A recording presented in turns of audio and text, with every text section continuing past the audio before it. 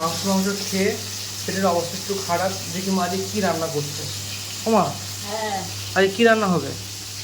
ঠ্যাসা মাছ ভাজা, করলা ভাজা, ঠ্যাসা মাছ ভাজা, করলা ভাজি, করলা কেটে নিচ্ছ, করলার সাথে আলু হবে। হ্যাঁ, আচ্ছা, আর ডাল। আর ডাল হবে। আর এইদিকে এই যে ডাল হচ্ছে ফুটছে, আর এদিকে মাছ ভাজা। ও মাছ ভাজা হবে শুধু? হ্যাঁ, মাছ ভাজা। হ্যাঁ, আচ্ছা, এই যে বন্ধুরা ঠ্যাসা মাছ, দেখতে তো কত সুন্দর।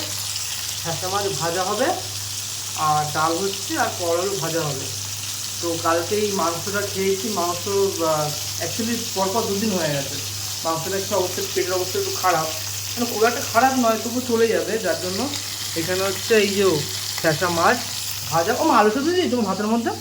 না, মাংস খাওয়ার পর একটু হালকা খাবার খেতে হয়। তো আলু শুধু তো হালকা খাবে মা। তো যাই হোক, আলু শুধু দেয়নি, মাছ ভাজা আর এই যে করলা আলু ভাজা দিয়েই খেতে হবে, কিছু করার নেই। ও মা, হ্যাঁ, তাহলে আমি হাত মুখটা ধুয়ে আছি নাকি? যা, হ্যাঁ, দুই আয়। হাত মুখটা ধুয়ে আছি। হ্যাঁ, তো হাত মুখটা ধুয়ে আছি, ওদিকে মা রান্না করুক। রান্না তো হয়েই গেছে প্রায়, মাছ ভাজলে হয়ে যাবে, মাছ দিকে হয়েও গেছে। আর দেখে এই আলু ভাজতে কতক্ষণ লাগবে তোমার? হ্যাঁ, আলু ভাজলে হয়ে যায়। হ্যাঁ, তাহলে আমি হাত মুখটা ধুয়ে আছি, যা, দুই আয়। যাই হাত মুখটা ধুয়ে আসি। হ্যাঁ, তো রান্না করো, হ্যাঁ, ঠিক আছে? আচ্ছা, আমরা বসে বললাম খেতে।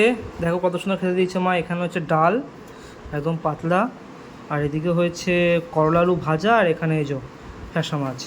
তো আমাদের পেঁপে গাছটা মরে গেছে, যেহেতু তাই জন্য এখন আর পেঁপের ডাল হচ্ছে না, তাই তো মা? হ্যাঁ, এখন আর পেঁপের ডাল হচ্ছে না, এখন পাতলা ডাল হচ্ছে। তো যাই হোক, ডালটা সাইডে রাখি এখন। এখানে যে গরম গরম ভাত, আর এই যে একদম করলা আলু ভাজা, ওহো জমে যাবে তো মাখিয়ে। ঠিক আছে।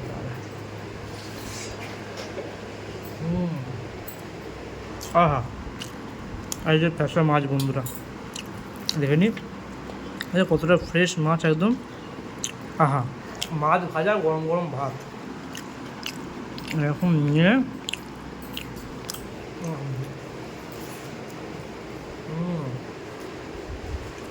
আহা, তো আজ দুপুরে সিম্পল খাবার, মাছ ভাজা ভাত জমে গেল।